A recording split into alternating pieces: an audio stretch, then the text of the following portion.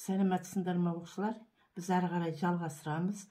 Ұлттық бірыңғай тестте жазық конденсаторға арналған есептерді қарастырайық.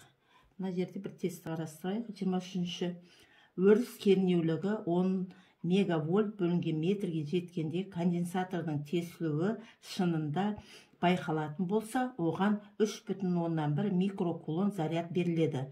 Жазық конденсатордың ауданын анықтаңдар дейді. Жазық конденсатордың ауданын анықтау керек екен. Бұл жерде өтімділігі берілген шынның 7-ге тең.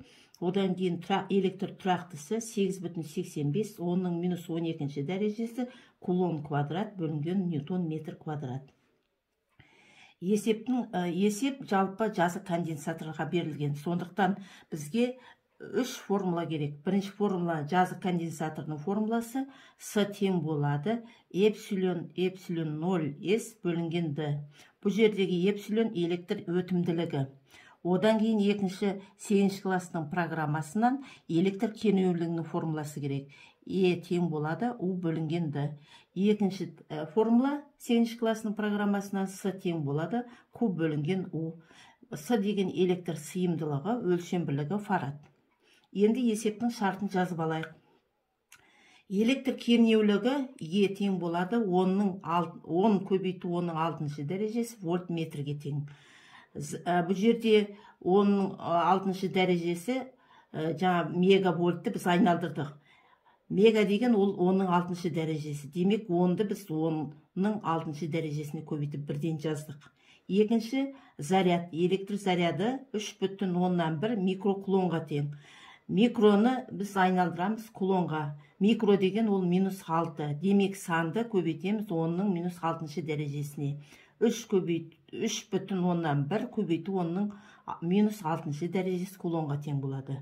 Одан кейін өтімділігін жазамыз. Электр өтімділігі, сосын электр тұрақтысы берілген. Одан кейін табу керек S деп жазамыз. Келесі, жаңа айтып кеттім сендерге жазық конденсатордың формуласын жазу керек деп. Жазық конденсатордың формуласын жазып аламыз. С тең болады эпсилон 0 С бөлінген Д. Екінші сыйымдылықтың формуласын жазамыз. С тең Q бөлінген У.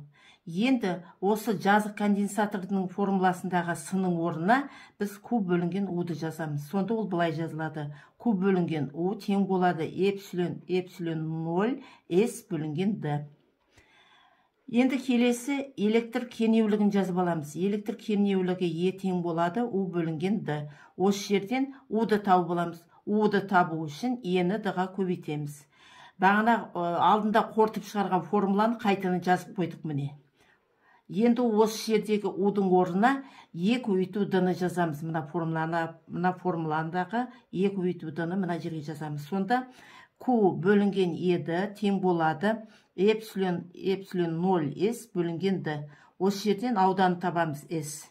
S'ті табу үшін Q көбейту Д бөлінген эпсилон көбейту эпсилон 0 Еді болады. Д мен Д қысқарып кетеді. Сонда Q бөлінген эпсилон 0 Е. Енді сан мәнін қойық. S тең деймізді. Зарядтың, өтімділіктің, электр тұрақтысының, электр кернеулігінің мәндерін қойымыз сан мән. Сонда 0,5 метр квадрат шығады. Енді байқайық жауап бар ма, жоқ па? Ада жоқ. Міне Еде бар екен. Е тең болады 0,5 метр квадрат. Жауап сонда 0,5 метр квадрат шығады.